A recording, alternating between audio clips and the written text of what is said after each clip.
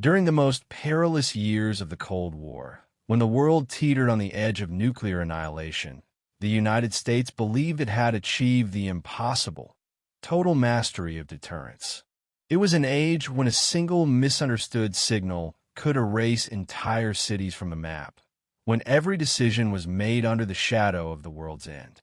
In hidden Pentagon laboratories and across the deserts of the American Southwest, engineers and scientists worked relentlessly on a project so ambitious that only a handful of men on Earth knew its true name.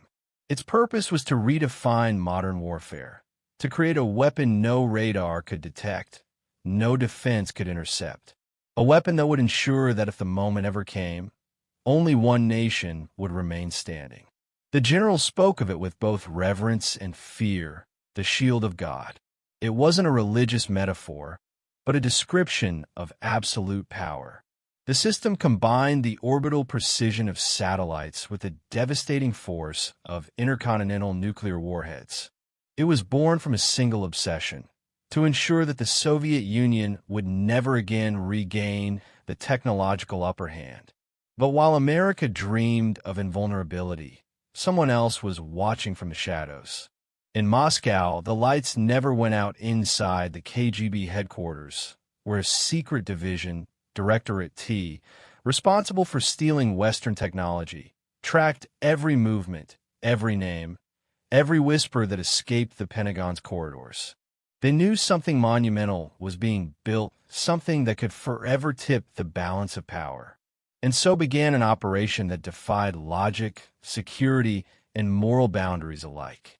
A silent mission executed with surgical patience, one that used no weapons, no bombs, but intelligence, manipulation, and betrayal. The objective: to infiltrate the very heart of America's defense system and steal the blueprints of the most feared weapon on Earth. For years, double agents, informants, and compromised scientists moved invisible pieces across a chessboard the public would never see. On the surface, peace appeared to reign. In reality, the fate of the planet hung upon microfilms hidden in diplomatic pouches and coded messages transmitted to Moscow. This is the story of how the KGB accomplished the unthinkable, how it breached the walls of the world's greatest superpower, seized its most guarded secrets, and changed the course of history without firing a single shot. In the mid-1970s, at the height of the arms race, the United States was on the verge of breaking the unwritten laws of modern warfare. While humanity looked to the stars and dreamed of Mars, American engineers were working underground, in laboratories where sunlight never entered and clocks were forbidden. There, in the arid deserts of California, a group of scientists and engineers working on the MX Peacekeeper project pursued a monumental goal: to build the most precise, fastest, and most devastating intercontinental ballistic missile ever conceived. Its name evoked peace, but its purpose was the opposite: to ensure that no enemy would ever dare to strike first. The MX could carry multiple nuclear warheads, each capable of wiping an entire city off the map. Its navigation system was so advanced that it could reach a target on the other side of the world in less than 30 minutes, with a margin of error of just a few meters. In practice, it meant the end of chance in nuclear warfare, the future of atomic power condensed into 20 meters of steel, fire, and mathematics. But the true miracle was not in the missile itself. It was in its electronic heart. A guidance system built with experimental microprocessors, miniature circuits that defied every known Soviet capability to replicate them. That intricate web of chips, sensors, and algorithms didn't just guide a warhead, it guided the fate of the free world. The Pentagon knew this. That's why the MX Peacekeeper project was sealed under layers of secrecy that even NASA's space programs couldn't match. Blueprints were divided into fragments that could only be read with dual authorization. Engineers worked under false identities, and every communication was monitored by the National Security Agency. The directive was simple, cold, and absolute. Nothing leaves these walls. But in Moscow, that same year, an encrypted report landed on a desk inside the Lubyanka building. 3 words that would change the course of history. New American missile. For the KGB, that phrase was an existential threat. If the MX project reached completion without interference, the nuclear balance, the doctrine of mutually assured destruction, would collapse. The United States could strike first and win. The Soviet Union would be left defenseless. And in the minds of Soviet strategists, that was unacceptable. That was when Directorate T, the KGB's division specializing in technological and industrial espionage, was given an almost impossible mission: to infiltrate the MX Peacekeeper program and steal its deepest secrets. They knew brute force was useless, no weapons, no sabotage. Their only tools would be intelligence and human greed. The operation received a code name, registered only in files that remain partially classified to this day: Operation Ryan T. From that moment, one of the boldest intelligence hunts of the 20th century began. While the Americans fortified their laboratories with concrete walls and armed guards, the Soviets wove a web of spies, recruited scientists, and undercover agents who soon began to move between Washington, Los Angeles, and Geneva.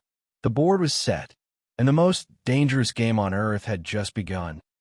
Betrayal, like all betrayals, didn't take long to leave traces.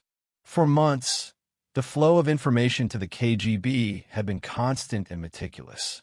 Microfilms, diagrams, codes, technical blueprints, all crossing the Mexican border, hidden inside sealed envelopes and film canisters. But in the world of espionage, no secret travels without leaving an echo. In 1977, a single phone call shattered the silence. An FBI agent in Los Angeles intercepted a suspicious communication that mentioned irregular transfers and a contact inside the Soviet embassy. When the numbers and dates were traced, one name kept appearing in the encrypted records: Christopher John Boyce. At first, it seemed impossible. A young engineer with a spotless record, son of a respected family, employed by a high-level defense contractor.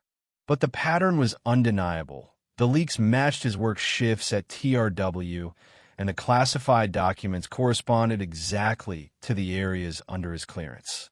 As the FBI tightened its web of surveillance, things were unraveling in Mexico City. Andrew Dalton Lee, nervous and increasingly careless, tried to cross the border with microfilms hidden inside a photographic film canister. He was arrested outside the Soviet embassy, caught on Mexican security cameras. When interrogated, fear did the rest. Hours of questioning were enough for him to utter the name the FBI had been waiting to hear: Chris Boyce. Weeks later, Boyce was arrested in California. His home was filled with espionage books, recordings, coded notes, and rolls of classified film. The evidence was irrefutable. The trial became a media spectacle. The brilliant young man who betrayed his country for conviction, money, or perhaps pure disillusionment. But beyond the headlines, the real damage was already done.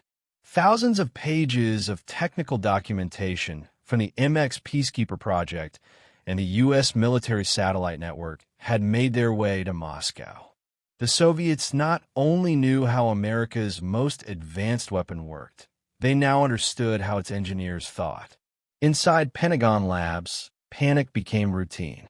For months, security teams and engineers worked around the clock, redesigning protocols, changing codes, restructuring hardware. Everything that had once been secret had to start again from zero. A senior Defense Department official summed it up years later: "We had to reinvent our nuclear shield because someone had sold its reflection." The blow wasn't just technical, it was psychological. Washington realized that the Soviet Union no longer needed to infiltrate anything. They already held in their hands the foundations of American technological superiority. The balance of power, which for a decade had leaned toward the West, began to slowly even out. In Moscow, the KGB's Directorate T celebrated quietly. No medals, no speeches, only a coded message transmitted through a secure line. The enemy no longer holds the monopoly of the sky. On the invisible chessboard of the Cold War, the betrayal of two men had accomplished what no army ever could: shatter the monopoly of American nuclear power without firing a single bullet. Decades later, when the dust of the Cold War had finally settled and the archives began to open, the world discovered the true magnitude of Soviet espionage. What for years had seemed like a simple act of individual betrayal turned out to be just one piece of a vast machine, a global network of technological intelligence, orchestrated with surgical precision by the KGB's Directorate T. The Boysley case was no exception.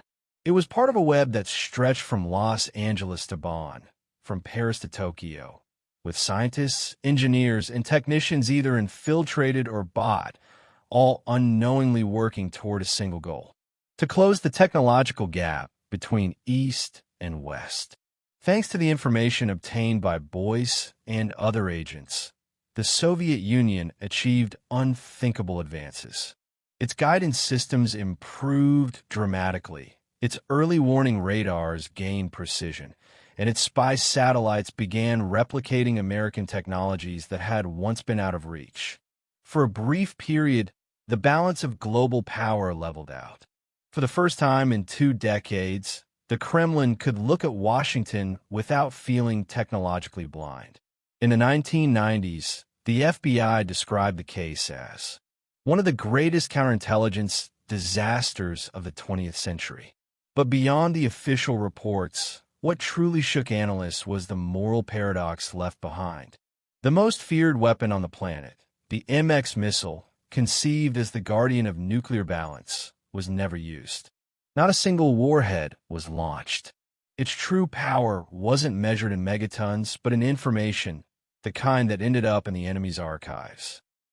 Espionage, once again, had won a war without gunfire, and it had done so by exploiting human weaknesses, ambition, ego, and the need for recognition. In the world of shadows, no bombs are needed to change history. All it takes is an envelope, a micro camera, and one person in the wrong place. Over time, Boyce became an unwilling symbol. For some, a traitor who sold his country's security. For others, a disillusioned young man trying to expose the excesses of power. But the outcome was the same: the revelation that even the most powerful democracies can be vulnerable to the silence of a single spy.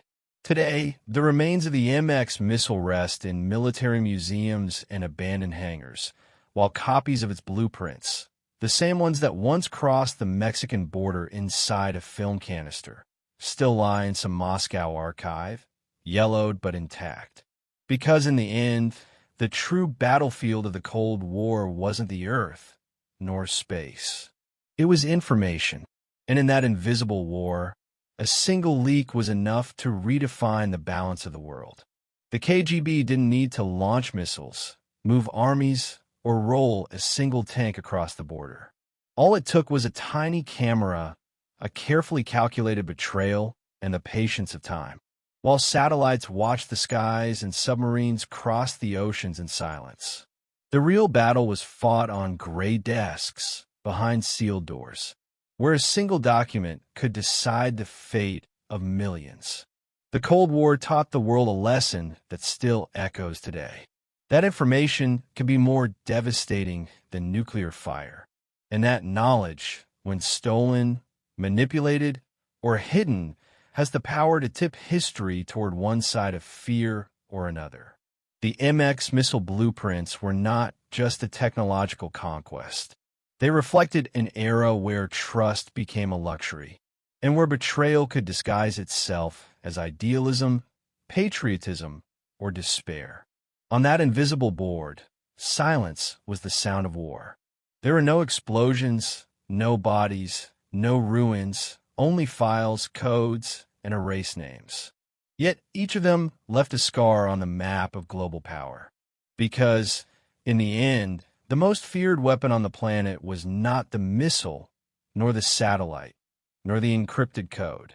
It was secrecy itself, the kind that traveled hidden in a film canister, that crossed borders unseen, and that forever changed the way nations spy on and fear each other. Today, when we talk about security, cyber attacks, or digital surveillance, we are still walking in the shadows of that nameless war. The war where truth became a minefield, and where a single man, a single decision, could alter the balance of the world. Because in the war of silence, information is not destroyed, it transforms, and the secret remains alive.